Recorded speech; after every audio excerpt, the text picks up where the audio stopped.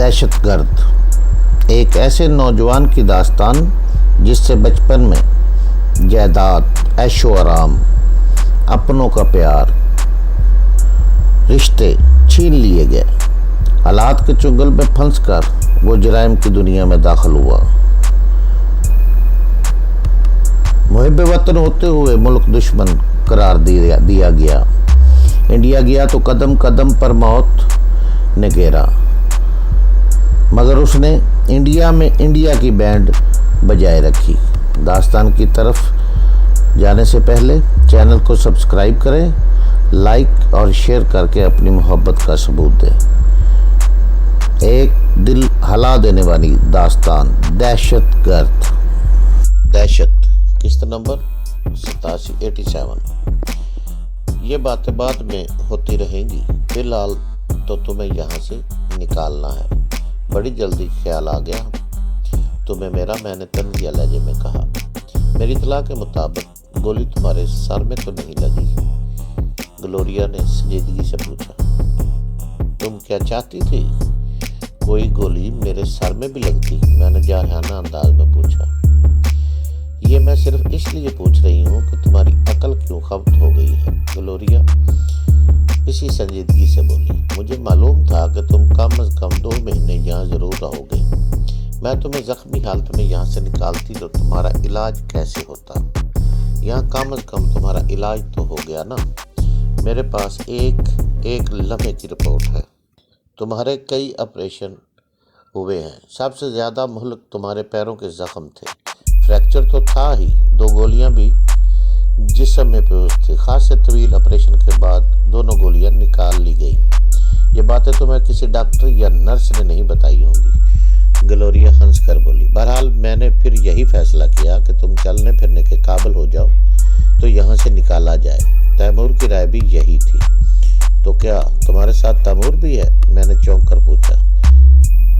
میں اس اطلاع پر خوش ہوا تھا اور مجھے خوشگوار حیرت ہوئی تھی۔ اصل میں پہلے تیمور ہی یہاں آ رہا تھا، میرا پروگرام تو بعد میں بنا۔ کراچی کے معاملات میں نے سجاد کے سپرد کر دیے ہیں، گلوریا نے کہا۔ کون سجاد؟ میں نے جلدی سے پوچھا۔ میرے ساتھیوں میں اسلام کا کوئی آدمی نہیں۔ تفصیلی گفتگو کے لیے بہت وقت پڑا ہے، ابھی یہاں سے تو نکلو۔ باہر پولیس گارڈ موجود ہیں، پھر میں وہ دونوں اپنی جان سے بیزار ہیں، تم انہیں گارڈ کہہ رہے ہو، گلوریا ہنس کر بولی۔ پھر کچھ توقف کے بعد اس نے کہا، میں کسی بہانے سے ان دونوں پولیس والوں کو اندر بلاتی ہوں، ان سے نمٹنے کے بعد تمہیں اسٹریچر پر یہاں سے نکال لیں گے۔ تیمور نے بھی پہلے ہی ایک ایمبولینس پر قبضہ کر لیا ہے، میرا اشارہ ملتے ہی وہ ایمبولینس کو اس وارڈ کے سامنے لے آئے گا۔ مگر تم یہاں تک پہنچی کیسے؟ میں نے پوچھا۔ جس نرس کی یہاں ڈیوٹی تھی اسے میں بے ہوش کر کے ڈال آئی ہوں۔ بس آپ تیار ہو جاؤ، میں پولیس والوں کو بلاتی ہوں۔ یہ کہہ کر گلوریا دروازے کی طرف لپکی، پھر مجھے اس کی تیز تیز آواز سنائی دی۔ جلدی آؤ، کامران پاگل ہو گیا ہے۔ اس نے اچانک میری گردن بوجھ لی۔ فوراً بھاری قدموں کی آوازیں سنائی دیں اور دونوں کہل الوجود پولیس والے گھبرائے ہوئے اندر آ گئے۔ گلوریا دروازے کے پاس رک گئی۔ وہ دونوں بندوقیں تانے میری طرف بڑھے۔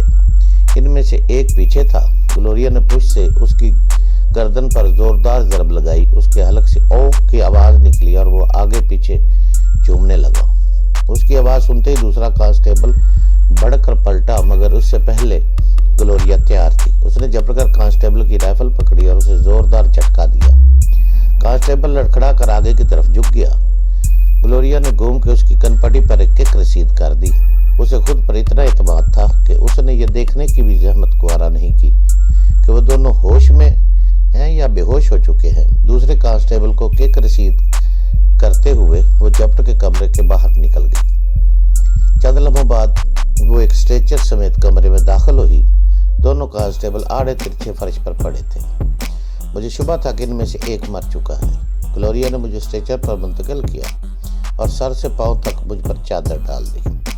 پھر وہ اسٹریچر لے کر پھرتی سے باہر نکل گئی۔ میں نے چادر کا کونا تھوڑا سا اٹھا کر دیکھا، کوریڈور بالکل سنسان پڑا تھا۔ گلوریا کا رخ آپریشن تھیٹر کی طرف تھا تاکہ کوئی دیکھے تو یہی سمجھے کہ مریض کو پی ٹی میں لے جایا جا رہا ہے۔ کچھ آگے جا کر اچانک بائیں طرف کے کوریڈور میں مڑ گئی۔ اس وقت مجھے وہ ایمبولینس دکھائی دی جو سست رفتاری سے کوریڈور کی طرف آ رہی تھی۔ تیمور نے بڑی پھرتی کا مظاہرہ کیا تھا۔ گلوریا کے اشارے پر پہلے ہی وہ ایمبولینس لے کر آ گیا تھا۔ گلوریا نے لپک کر ایمبولینس کا عقبی دروازہ کھولا، پھر اس اسٹریچر کا اوپر حصہ ایمبولینس میں دھکیل دیا اور اس کے ساتھ ہی خود بھی ایمبولینس میں سوار ہو گئی۔ ہسپتال کے حدود سے باہر نکلنے کے بعد گلوریا نے خوشی میں زوردار کہکا لگایا، مگر اس کا کہکا حلق میں گھٹ کر رہ گیا۔ ایک سیٹ سے کوئی اچھل کر باہر نکلا تھا اور اس نے گلوریا کی کنپٹی پر ریوالور رکھ دیا تھا۔ حرکت کرنے کی کوشش مت کرنا ورنہ تمہاری یہ خوبصورت کھوپڑی پاش پاش ہو جائے گی، وہ غرا کر رواں انگلش میں بولا، مگر لب و لہجے سے وہ مقامی لگ رہا تھا۔ اپنے ہاتھ سر پر رکھو، اس نے دوسرا حکم دیا۔ کون ہو تم؟ گلوریا ابتدائی دھکے سے سنبھل کر بولی، وہ مجھ سے کیا چاہتے ہو؟ اتنی بولی مت بنو میڈم، اس کے لہجے میں تمسخر تھا۔ تم اچھی طرح جانتے ہو کہ میں کیا چاہتا ہوں، اگر میں جانتی ہوتی تو تم سے کبھی نہ پوچھتی، گلوریا نے کہا۔ یہ گن ہٹاؤ، ایک کمزور عورت کا معذور مرد سے تمہیں کوئی خطرہ نہیں ہے۔ میں اچھی طرح جانتا ہوں تم کتنی کمزور، اور رہا اس معذور مرد کا تو یہ بیچارہ تو واقعی معذور ہے۔ پھر اس نے سخت لہجے میں کہا، اب اپنی زبان بند رکھنا، بعد میں تفصیلی بات چیت ہوگی۔ تیمور کے دھوکے میں ہم نہ جانے کن لوگوں کے چنگل میں پھنس گئے تھے، مگر تم آخر ہو کون؟ گلوریا چلا کر بولی۔ ہاسپٹل کی مینجمنٹ اس بات کو بہت اوپر تک لے جائے گی، خاموش رہو۔ ریوالور بردار کرایا، پھر ایمبولینس میں خاموشی چھا گئی۔ وہ میرے ہاتھوں کی پہنچ سے بہت دور تھا، ورنہ اب تک اس کی گردن ناپ چکا ہوتا، کیونکہ وہ میری طرف سے بالکل غافل تھا، شاید مجھے بالکل ہی معذور سمجھ رہا تھا۔ گاڑی تقریباً 1 گھنٹے تک چلتی رہی، پھر اس کی رفتار خاصی کم ہو گئی۔ میں سمجھا کہ اب رکنے والا ہے، مگر ڈرائیور نے اسے دائیں موڑ کر کچے راستے پہ ڈال دیا۔ گاڑی پوری طرح جھٹکے کھانے لگی۔ تقریباً 10 منٹ تک اس طرح اونچے نیچے راستوں پر چلنے کے بعد وہ ہموار راستے پر چلنے لگی، مگر وہ بھی پختہ سڑک نہیں تھی، کچا ہی راستہ تھا۔ پھر شاید مجھے اونگ آ گئی تھی، کیونکہ میری نیند تو اس وقت ٹوٹی جب ایمبولینس دھچکے سے رکی تھی۔ ایمبولینس کے رکتے ہی اس کا عقبی دروازہ کھولا۔ ریوالور بردار نے گلوریا کو نیچے اترنے کا حکم دیا۔ نیچے اترتے ہی 2 آدمیوں نے اسے گھیر لیا۔ گلوریا کے ہاتھ اب بھی سر پہ تھے۔ ممکن ہے اس کے لباس میں کوئی ہتھیار یا بم وغیرہ پوشیدہ ہو۔ میری طرح شاید یہ خیال اس ریوالور والے کے ذہن میں بھی آیا تھا جو وین میں ہمارے ساتھ بیٹھا تھا۔ اس نے اپنے ایک آدمی کو حکم دیا، اس لڑکی کی تلاشی لو۔ ان میں سے ایک نے اس مہارت سے گلوریا کی تلاشی لی کہ اسے کچھ بھی کرنے کا موقع نہ مل سکا، ورنہ میرا خیال تھا کہ گلوریا اس موقع پر ضرور کچھ نہ کچھ کرے گی۔ گلوریا کے پاس سے .22 کا چھوٹا سا ایک پسٹل برآمد ہوا۔ مجھے حیرت بھی ہوئی کہ گلوریا محض ایک کھلونا پسٹل لے کر مجھے وہاں سے نکالنے پہنچ گئی۔ پھر مجھے خیال آیا کہ اسلحہ تو تیمور کے پاس ایمبولینس میں ہوگا۔ میرے کمرے کے باہر تو صرف وہ مریل سے پولیس والے تھے جن سے گلوریا خالی ہاتھ بھی نمٹ سکتی تھی۔ گلوریا سے ایک غلطی یہ بھی ہوئی تھی کہ اس نے بے ہوش ہونے والے پولیس والوں کی رائفلیں میں ہی چھوڑ دی تھی۔ اگر وہ ان میں سے ایک رائفل بھی میرے ساتھ اسٹریچر پر رکھ دیتی تو میں آسانی سے صورتحال پر قابو پا لیتا۔